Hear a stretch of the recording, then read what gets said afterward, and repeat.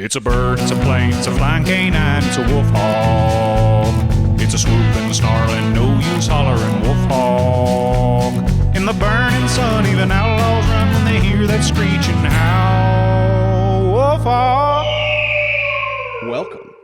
Welcome to WolfHawk Comedy Podcast. I'm one of your hosts, Elliot Broder. And I'm Lizzy Wolfson. And I'm Mac Hawkburns. People are going to get so confused about wait, that. his voice is kind of similar. It's so similar. Which we should probably talk about the background of. So when Lizzy and I, when we met Yep. back in Fort Collins. Well, yeah. We lived in Fort Collins, Colorado. You guys might have heard of it. But I performed at the time. I did stand-up comedy exclusively as a character that I invented named Mike Hawkburns. Does everyone get it? It sounds like you're saying Mike Hawkburns. It's very Highbrow. really highbrow, really just. But you were Mike. So this is going to be an introduction episode. We want you guys to meet kind of us, our history together, and then also just our history as two humans. And at that point, we didn't know each other, and you were doing Mike Hawkburns, the character, and I was pretty good about staying in character. Sometimes almost too much so. Yeah, you would get drunk, and I would just I just thought it was very fun. It was a fun kind of social experiment to see, like, 100%. when you talk in a Southern accent, do people treat you differently? And they do. They treat you like you're dumb? Yeah, absolutely. Okay. They treat you like you're dumb, but they give you a little more benefit of the doubt if you're being, like, rude to them. So. And when did you start doing Mike Hawkburns? Really from pretty much like I started doing stand-up, and actually, this is kind of a funny story, so I'll tell this. Yeah. I started doing stand-up, and early on, I'd maybe done stand-up for like on and off for maybe a year, and I developed this character, and I would do this bit, and the character was called the Islamic Redneck. Right. That was and the whole premise was I would just be like, okay, this is the Islamic Redneck, and then I'd be like, hey, y'all, praise Allah, roll tide. And that was the whole bit. Yeah. And I just thought it was super funny. And then one time I was doing a set and I did that joke and it got like a huge laugh. And then I just kept talking in that Southern accent for the rest of my set. Mike was born in Fort Collins? Alabama. In Alabama, yeah, okay. So at Auburn University when I was in school. Okay. But I didn't really get a ton of opportunities to do comedy there. What year were we talking? Probably 2011, 2012. Okay.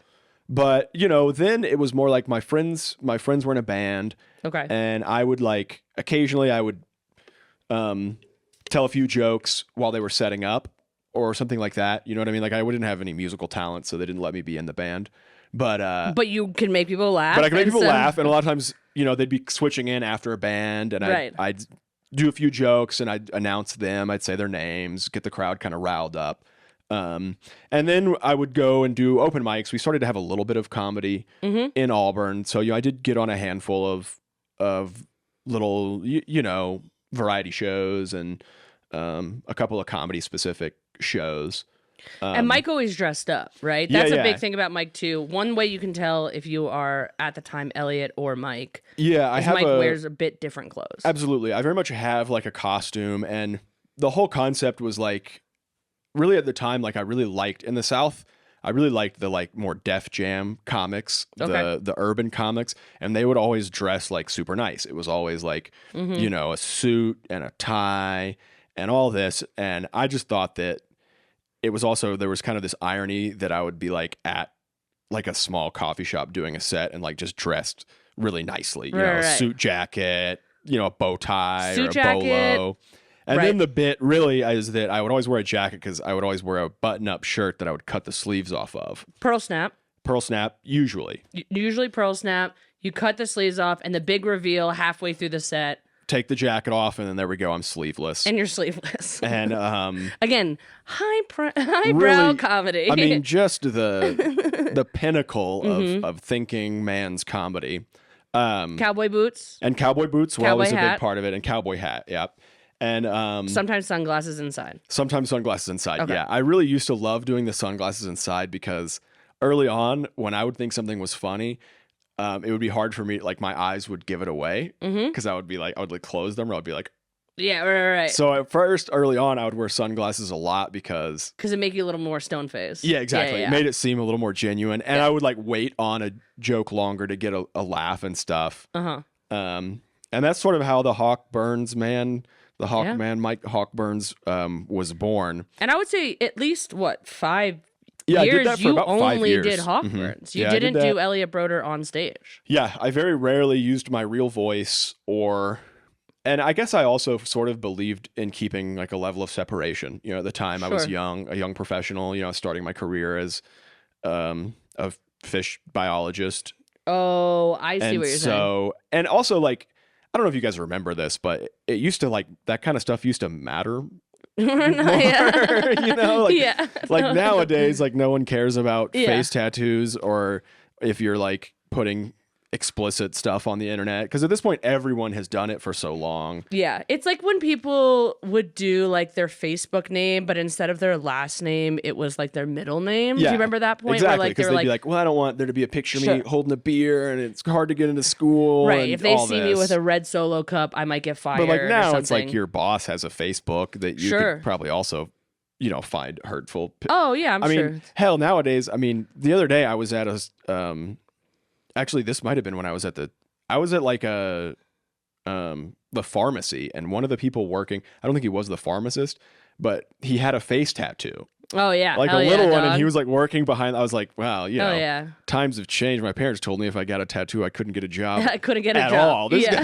guy probably makes way more than Yeah. me. If you had a tattoo on your leg, you'd Yeah. never be able to get He a has job. he had like a tiny little like Hell yeah, fleur de dog. lis on his eyebrow. I love that, dude. I love that. Like, yeah, That's also who I want my drugs from. I know. Yeah, he was Right? looking it up. He knew. You know, that guy's gonna be able to find a vein. Yeah. Probably. I don't know. Oh, do you get you get drugs that go in your vein from No, Walgreens? They used to though. I mean, I did get. I got my like booster there. Oh, yeah, yeah. So They they do- had, but they they do did have shots. somebody there. They do Yeah, shots there. but no, not an IV. That would be. Yeah. That'd be a heck of a Walgreens. But I think one of the things with Mike Hawkburns too is that there was a little bit of a separation for you also. Like you could be Absolutely. sillier. It was also when you were drinking. You know what I Yeah, mean? It was part of the experience. 100%. It definitely. I felt like. I had this sort of invincible feeling to me because I felt like even if I take this way too far Sure. and I get in a fight or something, I can always just be like, hey, that wasn't me. Right. That was this right. guy, Mike. I don't know what his deal is. Yeah. Which also is part of the drinking. Yeah, and part of It's like I was drunk. the So hilarity of it. Yeah, it was definitely a character that would come Yeah. out more when I was drunk. And then, so yeah, that separation was definitely something that I think artistically I liked. You know, Sure. I felt like I could say stuff that was sillier and that was maybe more risque without it really ever coming back to me professionally or, you know, whatever. one of the things with Mike Hawkburns, which I always found interesting, and I also do find interesting sometimes when I meet comedians that do have a problem with alcohol, is that it's very much like storytelling the whole time. Like it's not true like my experience, or it's like if it is my experience, it's like so far. Yeah, very like exaggerated. Right, exactly. Like I know a comic that's down in Austin and like he's a gay man and he used to have this joke about him and his husband adopting a child. And it was like this whole elaborate thing. He was not married. He did not have a kid. None of it was true. But a drunk. And it's like, yeah, isn't that kind of part of it too where Oh yeah, absolutely. is there some there's always going to be something funny. It doesn't not everything has to be true. But is there something connected to maybe the character and also being like, well, I have the excuse to drink now because I sure. have to make up these stories. And if I make up these stories, then all of this is part of the experience. 100%. And I think I also liked, like, when I first started doing comedy, like, I didn't necessarily want to be a comedian so much as I wanted to be, like, a cartoon character. Sure. And Mike Hawkburns is a cartoon character. And for so sure. that was the idea. Like, I was Yeah. would create this larger than life Yeah. sort of character with, you know, his backstory was rooted loosely. And, you know, I actually am from Alabama. Right, which you is are where from my Alabama. character is It from, is fun. you know? Yeah. And, you know, it would be very loosely based in a real story would be where a lot of it sort of came from. Like you we know another comedian that we used to do shows with in Fort Collins who wore an eye patch Yeah. and it spoke in a French accent. and it had a French accent and not French. Not French. Didn't need an eye patch. No.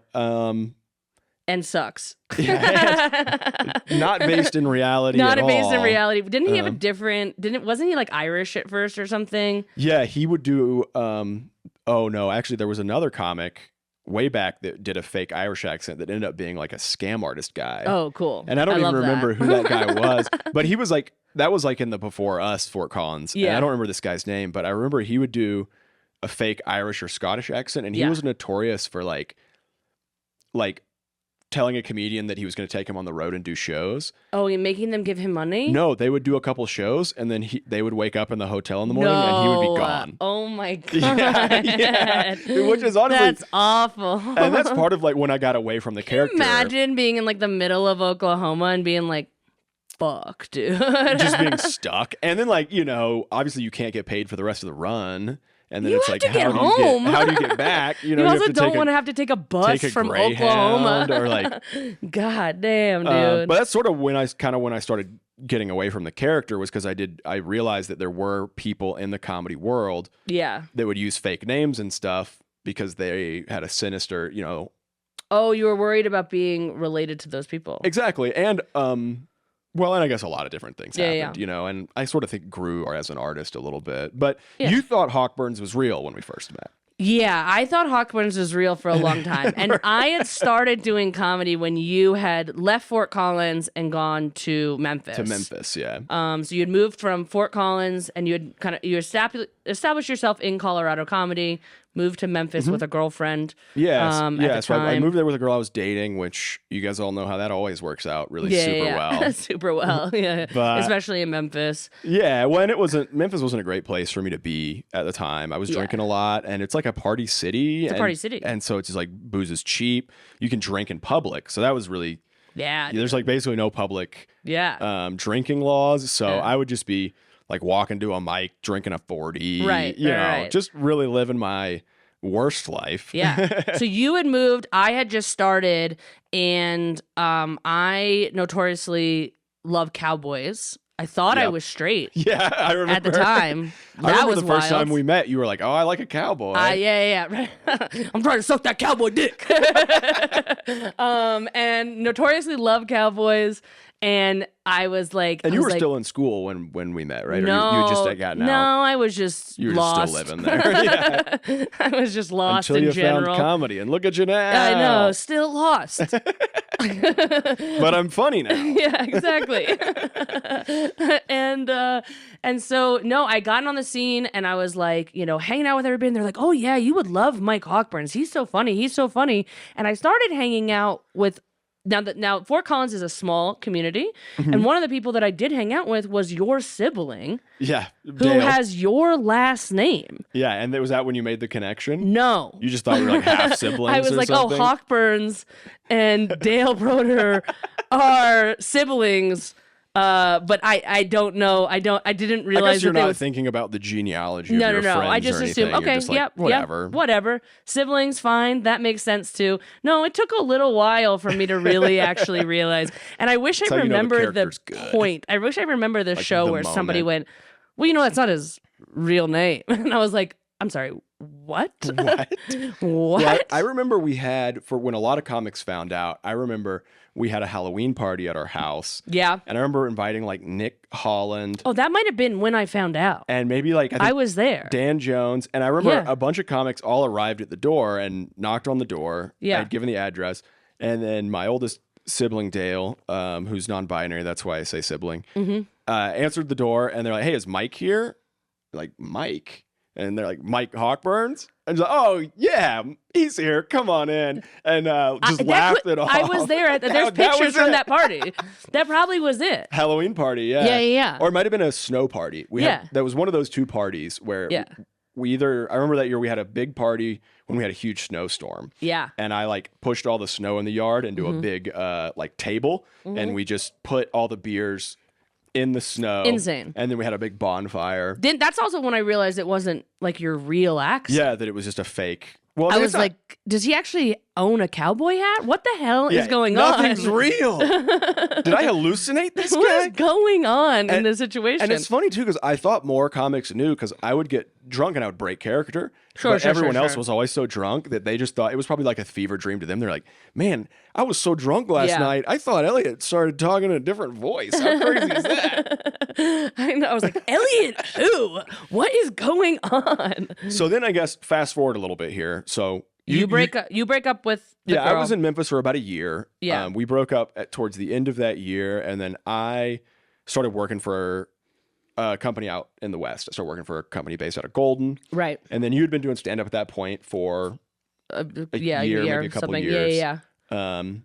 And I guess I bounced around a little bit, but I found myself in Denver. And you found yourself in Denver. And you and I were talking, and we were like, hey, we should produce a show. We should Right. So then, so you had found yourself in Denver. I was still up in Fort Collins. I moved down to Denver at the beginning of 2017. And we had been hanging out because I was at that point, before I had moved to Denver, I was coming down from Fort Collins. Yeah, you come down all the time. I mean, truly 4 or 5 times a week. Yeah. And it's an hour drive there, hour drive back. And it eventually got to a point where I was like, this is so stupid. It's like, not worth it just for doesn't these make sets that I'm doing. No, or these not open at all. mics And it's sometimes. like, at that point in Fort Collins, and I love it. I do love Fort Collins. Beautiful city. 3 mics a week, maybe. Decent Same people. opportunity, but you had outgrown it for sure. I couldn't get my fix. I could do 3 mics in a night down in Denver. Yeah. And so that's what I would do. I would 2017 was like, ooh. I could really do the rounds and jump around and then get home at like 3 a.m., go to sleep, go to work, do the whole thing over again. It was just insane. So I moved down here and we started hanging out more at mics and shows and all the places and stuff like that. I realized what your real name was. I was like, Jesus Christ. I was like, this is insane. But one of the things I think that happened first, before we even started running shows together, was that we had a strong connection to the outdoors. To our love of agriculture and horticulture, farming and everything. Recreational. Yeah. And it's something that I cannot have that conversation with like any other comic. It's true, yeah. In Denver. It's oddly enough, like most people are just kind of ignorant to that side of the world, even though. And I think that like talking about comedy is super fun. I do enjoy talking to comedians about comedy. But when you find somebody that you have like a personal connection with, of being like, oh yeah, this is also like something that I love so much. Yeah. And I feel like it was probably. And you get it, and I get it. And we get excited about it. And I feel like we both were at a point where we had been in our careers a little bit. Sure. We loved the degree we got and couldn't really use it. So it was almost like a commiseration of like, oh, I have an ag school degree too. So you went to Auburn University, War Eagle. I double majored in aquatic resource management and aquaculture. So I studied fish farming, and then I studied like aquatic conservation in general. And Auburn is one of the best fish schools. Very good school for fish farming. Yeah. I went to I studied abroad in school. I went to some other college. Where'd you study abroad? I went to Spain. Oh, okay, and, cool. I went to China for a little bit. Oh, wow. And I had a professor visiting from China. Yeah. Because China does a lot of fish farming, so we had like Makes an sense. exchange program. Yeah. But you were like taking care of fish and making them fuck, right? Mm-hmm. Yeah, I was running a lab. Nice. And yeah, for a little while, I did a project where we filmed catfish having sex. Nice. At a public institution, your taxpayer dollars. Your taxpayer dollars going to these fish, getting off, dude. So yeah, we filmed them having sex, which was the whole thing was just ridiculous. I could probably talk a lot more and more, but yeah, and we can do that too. But the lab I worked in had the cameras, so I just kind of got brought in to help out because my boss didn't want to just let someone borrow these cameras. So okay, so you're like checking out. them. Yeah. And then I helped collect data, and sometimes I watched. Oh, yay. And it got weird, but we're going to take that. We'll clip that out. Sometimes I would, no, but I helped set everything up, and then they wanted to kind of see how it happened because in catfish farming, they still rely on the fish doing the actual deed love making nice themselves. They don't artificially do it. They would just provide the right like structure. They like right, to be right. in a Like little it's like hole. temperature in the water, Right stuff temperature, like that. yep, right location. Sand. A nice Do they like male dirt? and What female. do they like? No, they like to be in like a hollowed out log. Oh, okay, cool. So what they would use Me too. yeah. Nice safe spot. Yeah. So yeah, they would just put like a big Yeah. barrel or whatever in there, and then every cool. couple days you'd swim down in there and Pet them. no, feel for That's eggs. this Yeah. whatever this is. You'd swim in, you kind of feel if the fish were in there, feel if they had laid eggs yet. Yeah. And then once they laid the fertilized eggs, then you'd kind of scoop them out, bring them into the lab, and let them kind of. I mean, I think it's super, super cool because again, it's something that you don't talk to a lot of people about, and again, with comedy, like who I mean, you can tell somebody a story like that, and they might be like, oh, that's interesting. It's something that I've never heard of, but like. It's going to stop probably there. Exactly. Yeah. And for me and you too, we want to ask more questions. Yeah, and that like, is why we got comes along next? so well. Yeah, and I think too, like because it was an ag school degree, so I mean I also took some of those basic like farm management, Right. like animal husbandry type of courses. So I mean I knew a little about sort of more of the world that you were in, which was you studied. I studied at Colorado State University. I originally went there for equine science. Unfortunately, it was just during a time that was like really bad for like the horse industry. So they kind of time. Yeah, it was a tough time, and they kind of pushed us, and they were like, "Hey, Is it better now, or it's still the it horse? is no, the horse it's world way is better down? now. Okay. Yeah, it's way better now. It was just one of those things that like they kind of told us like these situations are gonna rocket for probably like 10 years. So unless you're want to like do like race horses or show horses or certain things like that, you can at pre-vet, there was a lot of pre-vet people, right? You can still make a lot of money. But if you're a little podunk like me who's like, I just want to ride ponies every day, you're probably not making money for a little while on There's horses. some other degree options. So what they push you towards? They push us towards at least getting the business minor, doing the minor in business, and then also animal science. Beautiful. So now you're expanding, which I actually liked. I didn't really understand it when I first went out there. I'm originally from New York, 20 minutes outside Manhattan in the suburbs. Definitely not from a farm. Not from a farm, not from life in general. I didn't know what FFA or 4-H or any of that stuff was before I came out to Colorado. Like, yeah, which these are like farming organizations for kids. which they do for kids like growing up. So there's kids that live in places that might not own a horse, but they learned all about pigs and chickens and all that stuff growing up. I didn't learn about any of that stuff. So the animal science program was really cool. And I really truly loved it because it was like farm animal. I mean, they really do like it's mainly like beef, sheep, pork, but they tell little you about bit the of whole chicken. process about Yeah, these not much fish, but I'm sure there were some fish classes and stuff like that.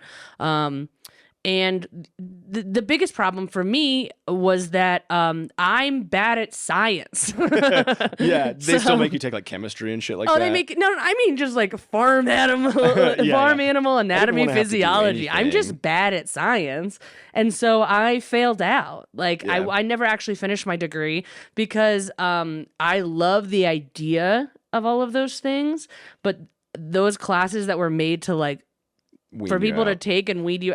You got weeded. Dude, I got weeded so fucking. Like, I got you can't weeded make so the cut. hard, bro. Like, yeah. I almost did. I laugh. I almost did. But I still did stuff. I was still there for like a few years. What my actual credits look like, I'm sure I'm going into junior year. Yeah, But so I did if you on and ever off wanted like 4 to go years. back, you could probably. I could. There's your no degree reason. I mean, again, I didn't get better at science. You know? It's just about getting that piece of paper. But I did take cool classes. Like I took like a live dead class, which was really interesting, where they would bring in the animals. That sounds exciting. Dude, it was cool. So it was judging, right? Oh, wow. So they would bring in the live animals on Monday, and you would judge the animals, and you would like like grade them, like, oh, this one looks healthy and fat or whatever, or this one's too skinny. Or yeah, you would just this one you got would judge them abused. by just being like, pig is really fat, actually. just like the worst. Yeah. Have you thought of like contouring? I don't understand. Yeah, so it was very judgmental and Just ruthless. Yeah. Just roasting the pigs. yeah. Well, and then at the end of the then- week, they would bring in the same pigs dead. Okay. And they would be hanging, and then you would judge them again. Would you have to like guess which was which? Yes, that's exactly what you had to do. That's like the weirdest cup game I've ever seen. Yeah. It's kind of fucked up. Behind this curtain, it's a dead pig. And it's weird too because you get a little bit excited for it. You know what I mean? Because you're like, you don't really ever. A lot of people don't get to experience looking at a live animal and then being like, now I can look at that same animal dead and be like, "Ooh, that's and you didn't have to be the one fat bitch right there." I was right. I knew it was going to look tasty. I knew it. I knew this marbling was going to be trash, dude. Oh man, I can just imagine those Fort Collins students. Just were people uncomfortable? No, because everybody was just the people at that point. No, because it was all animal science kids. You had to, yeah. So, I mean, listen, the program was absolutely amazing. I did, intro to like I think there was like some equine classes that I did. I did an equine behavior class, which was fascinating. I did a packing and outfitters class where they just took us on a pack trip. Oh, that's cool. You know, like there was some cool classes, and I definitely did not get the whole experience. I think CSU does have like, there's like training classes for young horses that like if you were smart enough, you could do those classes. It's a great school for that, for the big, because this is cowboy country, where we're at. Absolutely. I did judge. I did the wool judging team. I did the meats judging team, and I did the livestock judging team. Do you feel like having curly hair was an advantage to the wool judging? To the wool judging team, you had like a cheat sheet. You're like, okay. Sometimes they would describe the wool, and I would then get offended, and I'd be like, "Are you talking about my nappy ass hair?" You'd be like, "Did I not shower this morning? I feel really judged." Yeah. Why is there so much lanolin in this? But yes, it was definitely like an amazing school. I met amazing people, and that was so I guess brought together by our mutual interest of agriculture, we started running some shows together. We were like, why don't we just start a group? My last name is Wolfson. And my fake last name was Hawkburns. WolfHawk. WolfHawk was born. Yeah, Hawk Wolf doesn't sound as good. Not as good. WolfHawk, for whatever reason, just kind of flows. Ladies first. I'm a gentleman. And I think that with comedy in general, being able to like run a mic or run shows or do it, all that stuff is going to help you establish yourself more in the scene. We both needed to do that as kind of moving down to Denver, and, around the same time. We both liked the idea of we both fell in love with that. Because it is another part of comedy, like putting together a good show, picking good comics. I think we both really enjoyed doing that. Yeah. We knew people from Fort Collins. We tried to get them down. 100%. And meeting new people that were coming in to visiting. Cool new venues. I mean, for a little while, we were running a show at... our first show. Our first show was at a place called Dead Hippie Brewing Company. Yep. Rest in peace. It's a head shop now. How perfect is that? It's a weed store now. It's a weed store now. And then for a while, we ran another room that was even weirder. At my friend's place, that was a brewery, but it was not open to the public.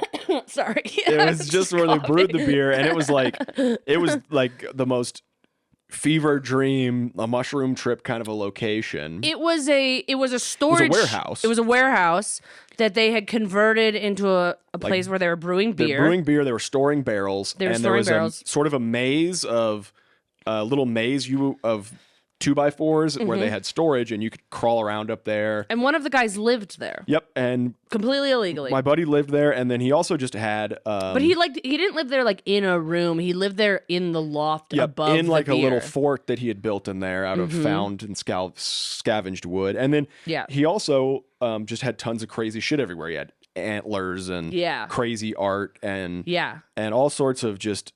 2 cats lived in there? 2 cats lived there. And we fit about 40 people in there. Yeah, 40, 50 people. And there was a little bit of like a mezzanine. You could kind of go up these little stairs. Yeah. You kind of sit on the second floor to watch the show. We built a little stage.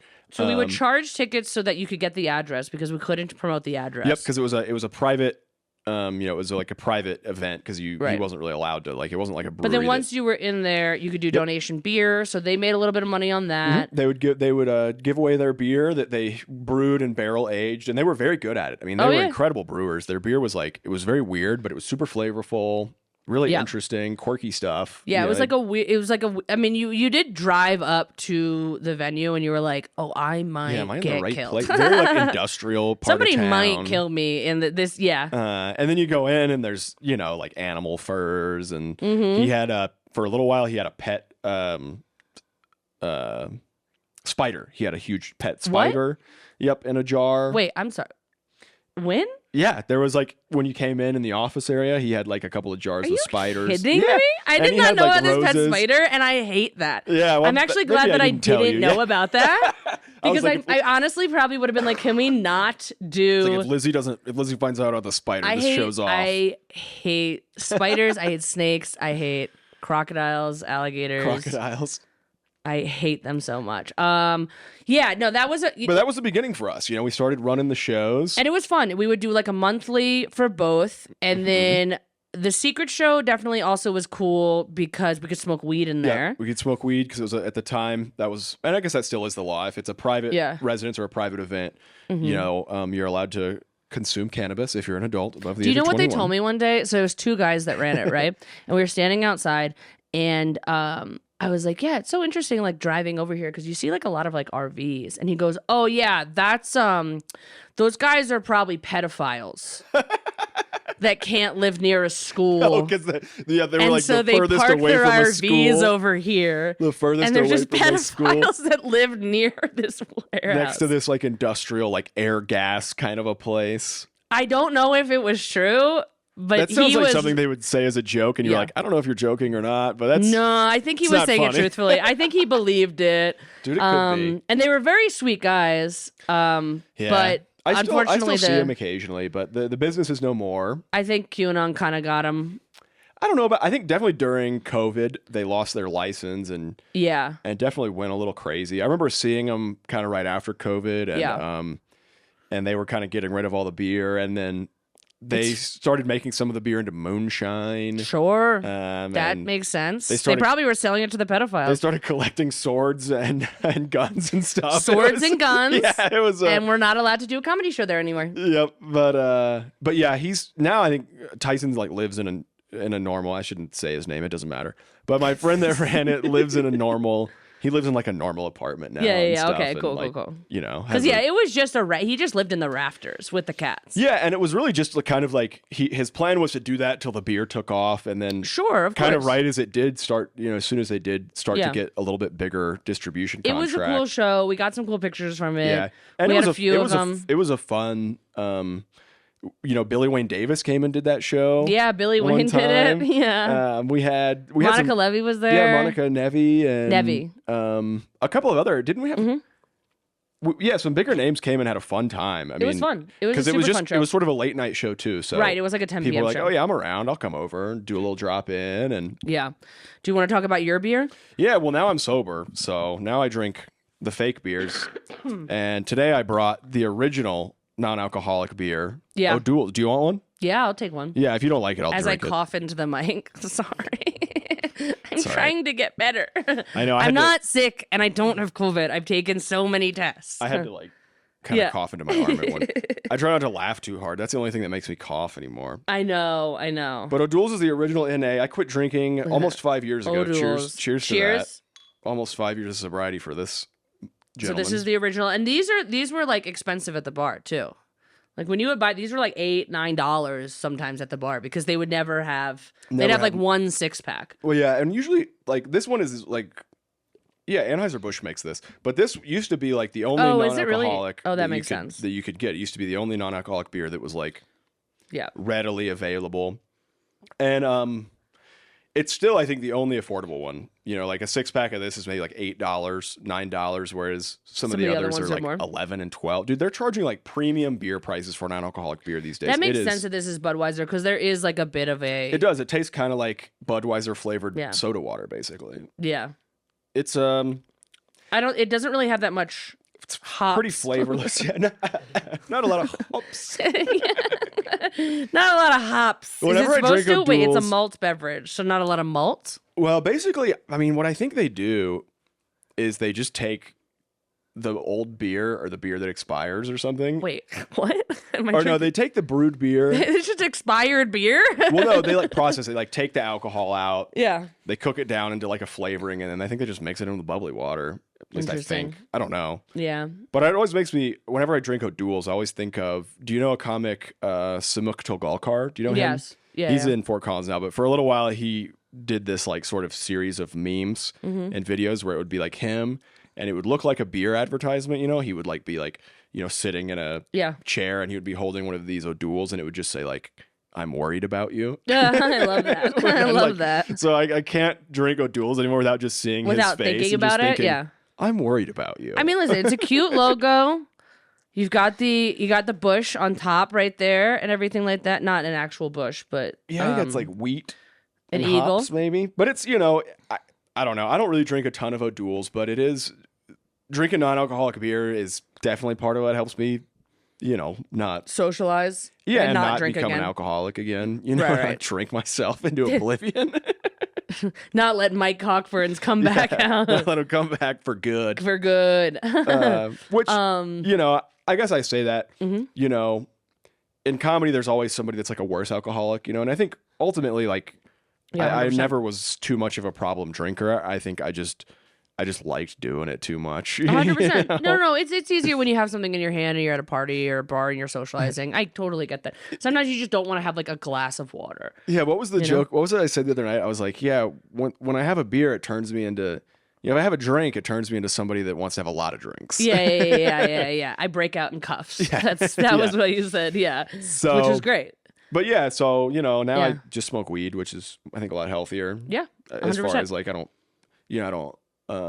don't feel like I have the sort of addiction to it the way that I did with alcohol. Yeah. I mean, I just really like, it got to a point where, you know, I wasn't ever like liquor in the morning, but I was just beer all day. Beer all day. I mean? I'd drink. Yeah. And when you're finding those excuses too, when it's like, I got some stuff done, so it is, you know, 1 p.m. I deserve a beer. 5 o'clock somewhere. You know? Yeah. And it's like, meet a friend and be like, hey, we're having late lunch. Might as well grab a. They're like, we got a special. I'm like, I mean, if it's on special. Yeah. I think it's also looking for excuses to drink or trying to like plan your entire life around drinking rather than worrying about other people's feelings or and honestly, that's experiences that they're having, you know, and being able to say no. I think that's kind of what really made me like have a wake up call, was just that I remember like I would have to plan, because it used to be that Sunday, it was hard to buy alcohol on Sundays. Yeah. When I lived in Memphis, they like didn't have late night or Sunday alcohol sales. And so I would like plan it out. I'd be like, oh shit, like I'm getting off work late and it's Saturday. I can't go to a liquor store, so I have to go to one of the 24-hour bars. Right. And then some of those bars would sell beer to go, and it was like, I'm driving halfway across town and to pick it up, to buy, to pay $10 for like a 6-pack of PBR. Like, this is not worth my time. Yeah, 100%. 100%. So, you know, I guess I try not to talk too much about sobriety, because I think there's a lot of people that are online and talk about it all the time in an annoying sort of a way. So I really try not to be like, here's how to be sober, because I think everybody's different. Everybody's going to figure it out on their own. And I try not to push it on anybody, but I think we are getting to a point with non-alcoholic beers where it's even more interesting, where you've seen a huge growth. Oh yeah, they're really blowing up, and that's part of why I wanted to kind of bring NAs in, because we have so many more companies coming out with them, and so hopefully we'll make this kind of a segment. Yeah, I'll bring a different NA, and if they keep getting expensive, I'm just gonna start making my own, and I'll start bringing that in. Yeah, you can call your friends, and you can start making your NA moonshine. Yeah, my fake. Your fake NA moonshine. Yeah, it's like reverse prohibition. Yeah. Making illegal non-alcoholic beer. I'm going to make it in my bathtub. It's just dirty water. Gonna put it in a mason jar, which is gonna make it taste like this. Yeah, because I feel like this tastes like nothing. I could make this, you know. I mean, maybe I'm overconfident. At the point when they were making this, though, there wasn't other options, and if you wanted to walk around with a brown bottle in your hands, like that was kind of right. Yeah, that was the life. And I mean, really, I feel like when I was growing up, the only people I knew that drank non-alcoholic beer were like my grandparents, because they like had health problems. You know, the doctor was like, "Well, I got you on these blood thinners." And I don't know why their doctor has a southern accent. Yeah, why does the doctor? They live in Indiana. I don't know. Yeah. So those are the first 2 shows that we started, and then we came back after the pandemic. That was at the end of the pandemic. Yep, and COVID, and you know, I'm pretty proud that we did not run any shows during COVID time. No offense to any comedians that did. If you felt like that was a good idea, I guess that's on you, but we did not. Yeah, both of us went, we're going to stay in, and we're going to mask up, and we're going to chill. And Denver, you know, where we live, did have a pretty serious lockdown. Yeah. So it wasn't even really possible unless you were doing something outdoors. And at least, you know, I think I was pretty busy with work and stuff. I was working outside, so my work didn't slow down. Yeah. We also just both believe in science. And Yeah. so We didn't want we to kill just, anybody. Yeah. I would hate to get the comedy We community. weren't trying to sick. make $112 on a Friday night for murder. Yeah, exactly. Or just 100%. Just was too worried about that and worried about my own health. You know, I mean, we both 100%. have asthma. Yeah. And you know, just didn't care that much. No, we when it were was fine. life We and didn't need death, to. We but- didn't need to like get. And then what we did is once things started opening up, We started And we running started- a Monday show. right? So I mean, I think also things got a little bit more comfortable It's true. too. Yeah, comedy started coming back. It wasn't like immediate.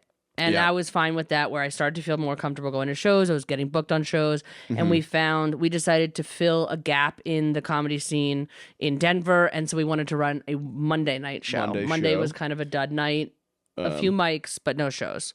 Yeah, and so we were next to one of the other mics. You know, we were right down the street from the Monday mic that Oren runs. Shout out to Oren B, What is that? Irish Rover? the Irish Rover. So we Yep. were running a show at Chaos Bloom Theater. We did it every single week, a weekly Theater. So the theater is It's an improv theater. it's an improv theater, little black box. 50 seats, super cute, 40 seats. Yeah, probably 50 if it's like absolutely maxed out. I feel like usually we had Which about we never did. we would do about we called selling out in the upper 30s because that was about how many chairs they had, you know. Yeah. So say 35 to 40 seats, black box room, very cute. It had a really Nice cute big little stage. green room where there was plenty of room for the comics. And we had so much fun. We did it every week for a year, and then It was we a did little over a a year. little over a year, and then we did it monthly Yeah. for another. For like 6 months, 8 months or something like that. I was gonna say probably close to a year. And you know, really part of what made it so tough is that area on South Broadway has started going under construction, and it was on, and that made it tougher. But also, we running a Monday show just Monday wore us show's out. tough. I mean, It was $10 and it Denver was is not the city for that kind of a thing. Yeah. It's kind of a sleepy town. yeah. And yeah, if it had been a free show, maybe we could have made it work. But Yeah, I think hard to that we sell tickets probably on a Monday. averaged it like somewhere between 15 to 18 people a Which is show. just not quite enough. Yeah. We were which close, but at 40 seats, it's like you just wanted like a little bit more. we needed to maybe do 25. It's People were average, and we really probably into would've it stuck though. around. Like people, Yeah. it was a really cute room, and they also had We had a few regulars, and we had a few regulars for sure. They were really great about having somebody who was running like the sound and the lights and the music, and that was really helpful. Yeah, and they had like a little mini bar. always really professionally run, and like Most like donation beers or whatever. They're like $5. But the venue is incredible, and it's super super cute. I think just Monday is really hard it's without. tough. And it's really tough, and especially if you want to make sure you're paying the artists. That was the what biggest was tough, part. is making sure we could sell enough tickets. And Yeah. but But we had a lot of we always had we had at least awesome- 5 comics on the show. Yeah. Sometimes we'd have more if people were jumping in. And we had big names. Like we Yeah. had because it was such an off night Yeah, where people a would lot of come people would be in through. town, and They would stay or they'd come in early. And so we had like lots of names that have been on, Late Night, Comedy Central, SNL. yeah, I mean, I think Billy Wayne Davis did that show as well. Maybe he did. I don't know. I don't know. Either I don't way. remember. But now we run a show at We're just only mentioning one comedian. Brooks Wheelan did that show. Brooks Wheelan did that show. Did Steph Telev? Steph didn't stop by. But I mean, we had plenty of people. Caleb Sinan had done it a couple Stroop, times. Adam Caton Stroop, Holland, Ben Roy. Like we were able definitely to catch people because it was a Yeah. Monday night show and they didn't have anything else. Yeah, it was. Unless you live in New York, it's just really hard to do stand up on Monday. Sure, 100%. Usually that's your travel day, and Yeah, Tuesdays. maybe Denver will come around, and maybe we can try an early week thing again. But I at mean, least, once we get famous off this podcast, I think that it'll be then easier we'll have no problem to run a Monday night show. We'll just book them every time. But it was super fun, and now we are running a monthly show at Rise Comedy, which is also Rise. an improv theater across town. And we may look at, I don't know, we may do some other kind of shows or one-offs quarterly, but Yeah, of course. And But that's for the thing now- is we're not exclusive to any one place. Rise is every first Saturday of the month at Saturday 7 at p.m. 7. Early show. It's a 1 hour time slot, which is pretty cool too. I love it. It's so nice. Just a nice, fast show. It kind of pressures the comics to not mess around. They just get right into their good stuff. Yeah. Shorter set, and also that night is all stand-up comedy, or it's all, it's mostly not improv. Stand-up-ish, Mostly stand-up. Or a stand-up improv type crossover shows. Yeah. Well, yeah. So, and there's 4 shows. So if you buy a ticket to our show, you can stay for the other 3. Yeah, 7 o'clock, 8 o'clock. As long as it's not o'clock, sold 10 out. o'clock The only show. thing is that the drag show, that is the sold 3rd out. show, normally sells out. But you could stay for the other 2. At that point, you've already seen a couple hours of comedy. Yeah. You're good. Yeah. So or just buy a ticket to both, Or buy a ticket to both. And then it's a very cute venue, too. They've been super kind to us. Really cool spot. Yeah, and they have a full bar there, which is nice too. You can get full drinks. Really good cocktails, I hear. Yes. I had one. They have a good NA selection. Yeah, I had one last night. I had an old fashioned. That It was was so very funny. delicious. We had a parents brought their kid who was maybe like 14 last night. Honestly, he might have been 11. I'm so bad at estimating kids' ages. But I'm not good we at talked to it. him afterwards. He told us. Why would you say that? He's like middle school. He was like middle school, so Yeah. maybe teenager, if so, a young teenager. But yeah, we kept making jokes like, "What kind of drink are you drinking?" Yuck, yuck. Don't say that because now people aren't going to come to our show. Oh no, they had a ton of fun. They had fun. He wanted to go to a comedy show, and his parents were like, "We don't know why he wanted to come to a stand-up comedy show, but it was his first stand-up show." Yeah, and they had fun. Very sweet. They talked to us afterwards. And yeah, I think sometimes comics get weirded out when they see like a young person. I know, and that's so silly to me because they are on their phones. Kids these days, they've seen this kind of a thing. Well, there's stand-up clips all over TikTok and Instagram and Facebook and whatever. What do you think kids aren't seeing that too? Like, they get the references. One of the things that he did that I thought was very funny was I did a joke and I said that I'm gay, and I said I'm gay, but you guys already knew that, and he was like. He like nodded and and I was like, all right, dude. What the hell? You're not supposed to be old enough to know about this kind of thing. Is he even Gen Z? Like, he might be Whatever the comes next one. I don't know. We should look that up. What is the next generation called? Gen I guess we have to go into Gen A? No, I think we have to go back. Gen double A? Or are we going Gen A. into It is Gen A. Oh, Gen A. Yeah. We're starting over. So we got to figure out what year that is. But either way, he was very sweet. He was very fun. Normally, there's not only 11-year-olds at our show. We also had 30 other regular Mostly adults. Yeah. But that is All every ages. first Saturday of the month, 7 p.m. And we're trying to build that up. I think it's going to be, it's a super fun venue. They're so fun. And just come to that. We have like great lineups too. It's always so much out of fun. town, in town. Doesn't matter. We got all the comics. And that's kind of the main thing that we're doing right now, plus this podcast. Who we are, yeah. That's who we are. And we're gonna have a lot of fun here on the podcast. I think the main plan and the main idea between this podcast is we want to interview a lot of our friends that are absolutely amazing, so funny, hilarious people that maybe don't get featured on podcasts as much because I think that, LA and New York are definitely like podcast cities. And I don't think we have nearly as many. And there's such funny comics in this city. Yeah. And we want to talk a little bit about the stuff that interests us, talk about farming and about gardening and or just the outdoors in general. So camping, whatever. Yeah, fake beer, which is agriculture, right?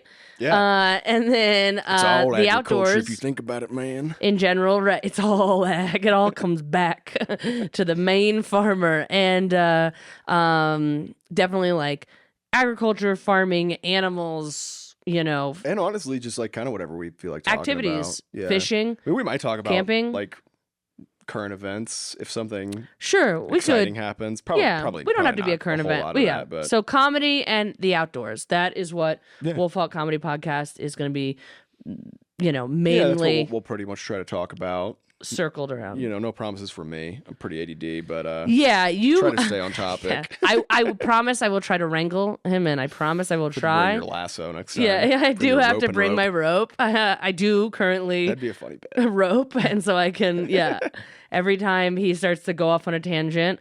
But yeah, I think that again, we don't talk about certain things like that as much when we're just talking about comedy all the time. Yeah, for sure. And being able to interview people of like their experiences, especially living in a place like Colorado where the outdoors is. And no one's from here. Everybody's from all People over the place. move here because of the outdoors. People move here because they want to go snowboarding every weekend. It's the place to be. They want to camp during the summer. They want to go fly fishing. Go or fly catch fishing. A trout. Me, I want to have horses and a farm and things like that. That's why I stay here in Colorado. And we can keep talking about that too. I mean, that has always been like just in general like farming, but not like regenerative farming, like the more interesting type of farming. Yeah, I mean, part of why I study fish farming is because it's, I think, the cutting edge of agriculture. You know, it's kind of the hot new type of farm and the so new maybe farm current on the events block, also on things like that, where it's like the outdoors and stuff, or just those experiences. And I think it'll be super fun. Yeah, especially if something happens that I think is funny. And we'll talk about that. We have lots of very funny friends that live here in Denver, but we also have out of town comedians that are coming through that we'll get to interview, and maybe the conversation will be a little bit different than just the regular podcast that they're normally on. Yeah, we'll probably talk about all kinds of stuff. We're gonna make people drink fake beer that have probably never had a fake beer before. There you go. That we'll force it down there. We'll force it. But it's okay because it doesn't get you fucked up. So it's not hazing. It's not hazing. Feels like hazing. Still feels like hazing. Yeah, we should do that on an episode. I'll bring some NAs in a can. And I'll see if I can still shotgun like a champ. Yeah, and I'm excited too because I think that we'll be able to find more people. Like more people will be able to find us to come to our shows, to enjoy our comedy. We're gonna try to do more clips and things like that, and kind of like follow our experience as comedians. Absolutely. And I think that's important too for the world. What kind of person are you if you haven't experienced my comedy? You're missing out. Yeah, maybe not a full person. Do you want to hear jokes about being a lesbian? Get ready to live. Follow me. Well, thank you guys for tuning in. Yeah. This is the start of it. This time with us. Yeah, 100%. We do need a plug at the end. That is something that we will get better at too. But your social media, plug your social media. Yeah, I'm at Mr. Mike Hawkburns on Instagram and on TikTok. And we are WolfHawk Comedy. Yeah, follow us, WolfHawk Comedy, Instagram, TikTok, Facebook. And then I am at Lizzy Wolfson on those social media. So check us out, follow us, share, like, subscribe, do all of the things that you're supposed to do. Push the buttons, please. I mean, if you're listening to a podcast, then you know the things that people want you to do because they tell you it every single time. But I think we'll get better. Yeah, please like and follow and tune into us next week. Yeah, we'll be doing we're putting out weekly episodes, and then we're also going to start a Patreon to have extra episodes on there too. So come find us. Episode 1 done. Cheers. Thank you guys.